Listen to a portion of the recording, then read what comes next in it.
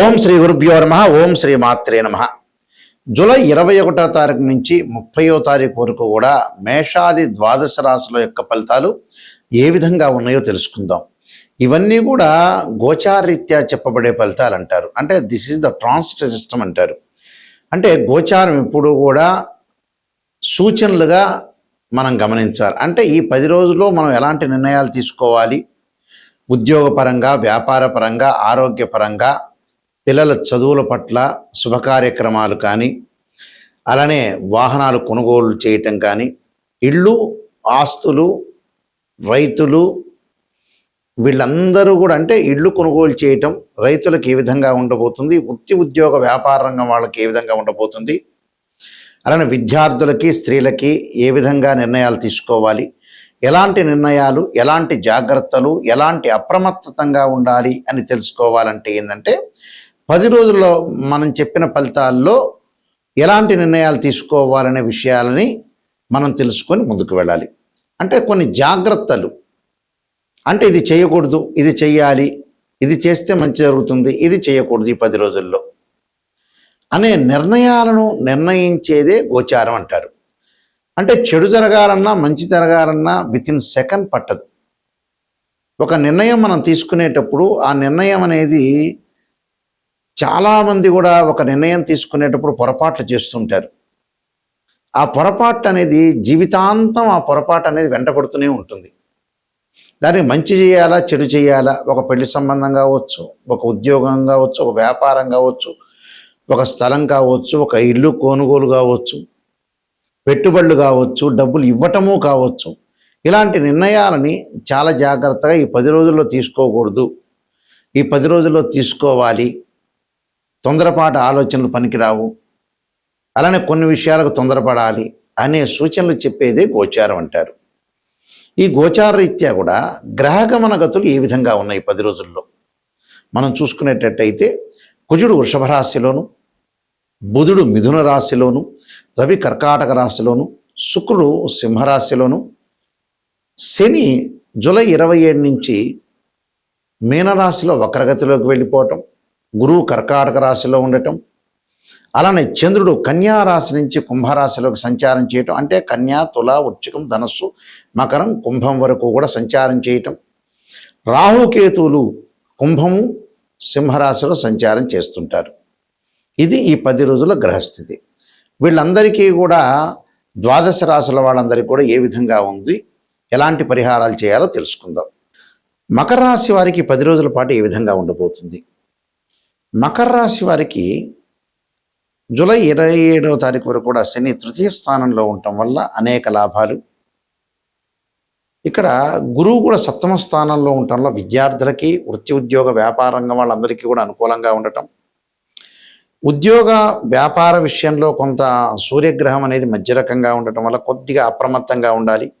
కొంత మిశ్రమైన ఫలితాలు వచ్చే అవకాశం ఉంటుంది 10 రోజుల పాటు కూడా. వివాహాది శుభ కార్యక్రమాల విషయంలో కూడా అనుకూలంగా ఉండటం, అంటే సంతానం కలిగి సంతానం లేని వారికి సంతానం కలగటం, వివాహం కాని వారికి వివాహం లభించటం, భార్యాభర్తల మధ్యలో బాగా సఖ్యత బాగా పెరిగిపోవటం, విడాకులైన భార్యాభర్తలు కూడా మళ్ళీ కలవాలని ఒక ఆలోచనలు కలగటం, సంతానం ద్వారా కొన్ని ఇబ్బందులు, వాళ్ళ యొక్క డెవలప్మెంట్ విషయంలో కూడా సంతానం ద్వారా డెవలప్మెంట్ లేదనే ఆలోచన కలుగుతూ ఉంటుంది. ఉద్యోగ ప్రయత్నాలని ముమ్మరంగా చేయటం వల్ల కూడా వీళ్ళకి మంచి రిజల్ట్స్ వచ్చే అవకాశం ఒకటి ఉంటుంది. దుస్తులు కొనుగోలు చేయటం, గృహ ఉపకరణ వస్తువులు కొనుగోలు చేయటం, అన్ని విషయాల్లో కల్లా ముందుగా వెళ్ళాలని ఒక ఆలోచన ప్రణాళికాబద్ధంగా రూపొందించుకొని ముందుకెళ్తుంటారు వీళ్ళు. కాబట్టి వీళ్ళు దక్షిణాకాళి యొక్క స్తోత్ర పారాయణం చేయాలి. భగడాముఖి స్తోత్రాన్ని పారాయణం చేయటం గుడిలో కూర్చొని, అలానే గుళ్ళో నాగరాజాయుధే పృథ్వీధరాయ ధీమే తన్నో సర్ప ప్రచోదయాత్ అనే మంత్రాన్ని, అలానే అర్ధనారీశ్వర స్తోత్రాన్ని పారాయణం చేయటం కూడా చాలా మంచిది. కందులు దానం చేయాలి. కందులు, నువ్వులు దానం చేయటం వల్ల చాలా మంచి జరిగే అవకాశం ఉంటుంది. శ్రీశైలం లాంటి ఏదైనా సరే ద్వాదశ జ్యోతిర్లింగాలు, శ్రీశైలం కానీ, కాశీ కానీ, ఉజ్జయిని కానీ, ఓంకారేశ్వరం కానీ ఇలాంటి క్షేత్రాలను దర్శనం చేయటం వల్ల కూడా మంచి జరిగే అవకాశం ఉంది. అలాంటి వాటికి కుదరని పక్షంలో మీకు దగ్గరలో ఉన్న పంచారామ క్షేత్రాలు, అమరావతి, పాలకొల్లు ఇలాంటి పంచారామ క్షేత్రాలు, ద్రాక్షారామ ఇలాంటి క్షేత్రాలను దర్శనం చేయటం వల్ల కూడా అంటే శైవారాధన చేయటం, ఓం నమః పంచాక్షరి, ఆరోగ్యపరంగా ఇబ్బందులు కలగకుండా ఉండడానికి శరీరే జర్జరీభూతే వ్యాధిగ్రస్తే కళేపరి ఔషధం జాహ్నవీతోయం వైద్యో నారాయణహరి అనే మంత్రాన్ని కూడా చక్కగా చదువుకోవటం వల్ల వీళ్ళకి మంచి జరిగే అవకాశాలు ఖచ్చితంగా ఉంటుంది. ఈ విధంగా ఉన్న ఫలితాల్లో మనం ప్రత్యేకంగా కొన్ని రెమెడీస్ చేసుకోవడం చాలా ఇంపార్టెంట్.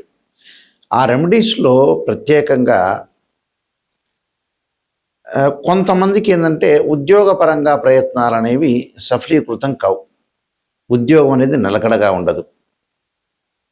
ఉద్యోగపరంగా కొన్ని ఇబ్బందులు కలుగుతాయి. అంటే సూర్యుడి యొక్క ఆరాధన చేసుకోవాలి. సూర్యుని ఆరాధన చేయటం, గోధుమలు దానం చేయటం జరగాలి.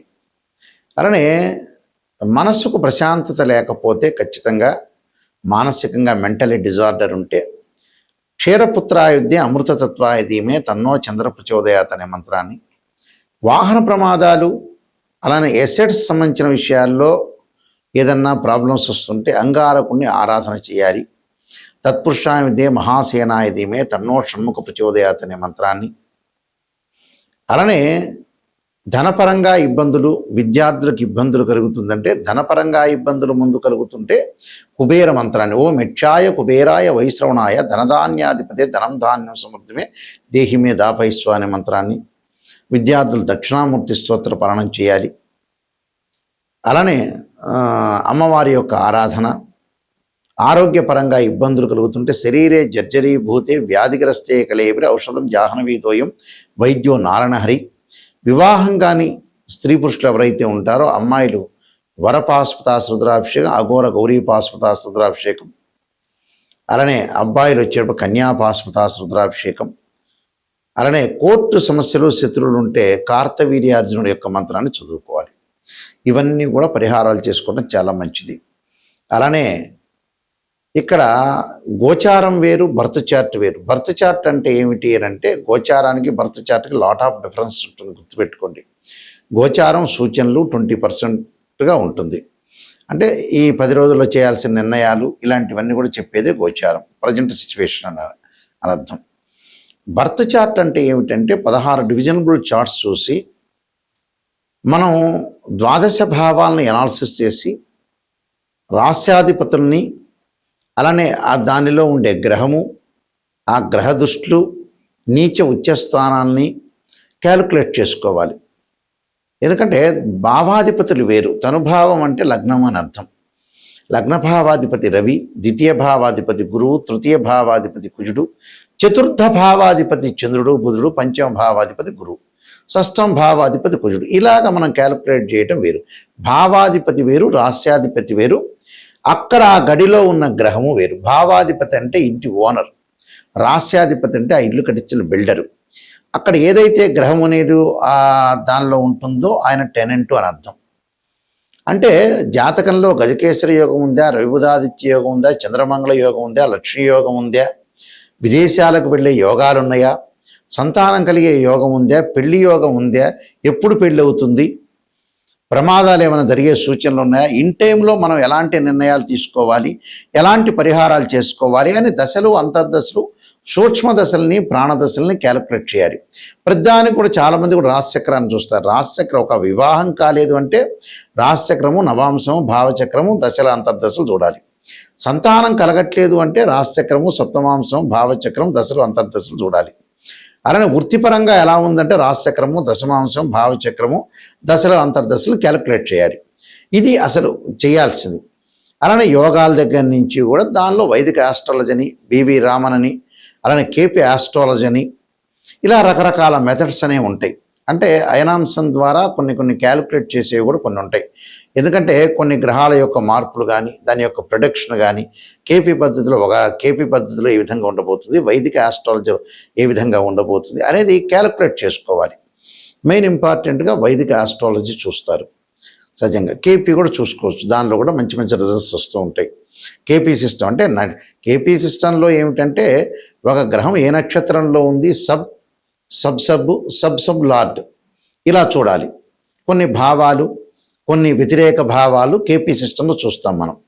అలానే వైదిక ఆస్ట్రాలజీ అలానే బీవీ రామన్లో ఉన్న ప్రొడక్షన్స్, ఇలాంటివన్నీ కూడా మ్యాథమెటికల్గా క్యాలిక్యులేషన్ చేసి అనాలిసిస్ చేస్తే యాక్యురేట్ రిజల్ట్ వస్తుంది. యాక్యురేట్గా మనం పరిహారం చేసుకుంటే కరెక్ట్ రిజల్ట్స్ వచ్చే అవకాశాలు గ్యారంటీగా ఉంటాయి. కాబట్టి నేను నెంబర్ ఆఫ్ ఆస్ట్రాలజీ బుక్స్ రాశాను. కాలసర్పయోగం అని, కాలసర్పయోగ చంద్రిక, రాహుకేతువులు, ఛాయాగ్రహాలు, అలానే బృహత్ పరిహార సింధు, జాతక చంద్రిక, వివాహ మార్తాండము, పుత్రగణపతి వ్రతము, సర్వదేవతా గోత్రపులు part 1, part 2, prediction of astrology, transit system of astrology, ఇలాంటి స్వప్న శాస్త్రము, వివాహ మార్తాండము, అలానే నవగ్రహ దోషాలు పోవటానికి దశమహావిద్యల యొక్క స్తోత్ర పారణాలు, ఇలాంటి పుస్తకాలు నెంబర్ ఆఫ్ బుక్స్ రాశాను. ఇవన్నీ కూడా మా దగ్గర దొరుకుతాయి.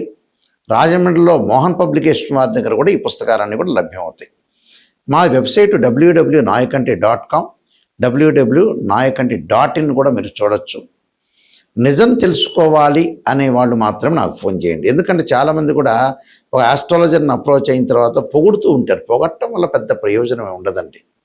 మీరు జాతకం చెప్పించుకోవటమే వేస్ట్ అని అర్థం. ఎవరైనా సరే ఒక నెగిటివ్ను మనం పాజిటివ్ చేసుకోగలిగితేనే లైఫ్. నెగిటివ్ని పాజిటివ్ చేయకుండా ఏదో అసత్య ధోరణిలో ఉంటే జాతకాన్ని చెప్పించుకోవటం దండగాని అర్థం నిజం చెప్పాలంటే. ఎందుకంటే ఎప్పుడైతే మన నెగిటివ్ను పాజిటివ్గా మనం ఓవర్కమ్ చేస్తామో అప్పుడే 100% మీరు కంప్లీట్ మ్యాన్ అయినట్టు, లేకపోతే అన్కంప్లీట్ మ్యాన్ అయినట్టే అర్థం.